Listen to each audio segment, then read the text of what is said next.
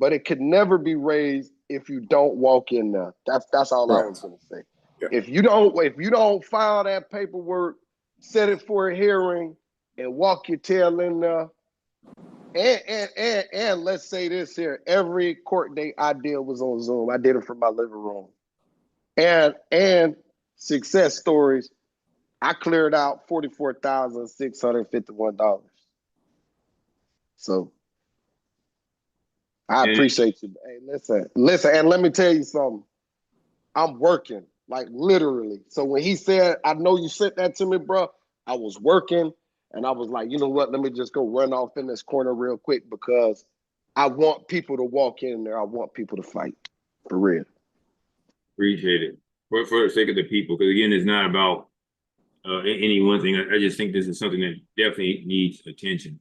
Daly, you were going to talk about some other stuff before we get into this misinformation and why and how misinformation. You know, I don't want to think we're dumber America, but why misinformation is so prevalent in our country today.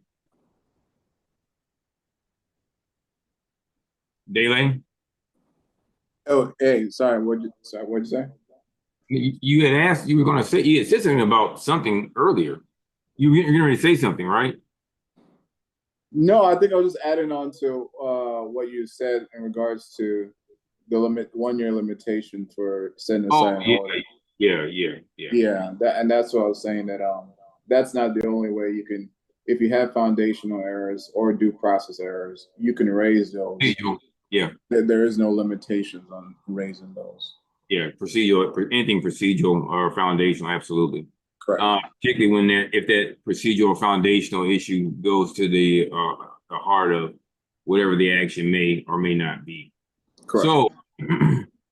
So I wanted to talk about this thing, misinformation, and how misinformation has become so, like, it's so prevalent, and people have gotten really successful sharing misinformation. And the thing, you look up the anti-intellectualism that I talked to you about daily and get a chance to kind of go over that or glance at that. And if so, you have anything that you could kind of drop to us on that issue? And why is it that the anti-intellectual movement has gained such ground? Did he drop off on me now? Oh, let me ask him. My bad, Daily. I had to unmute you again.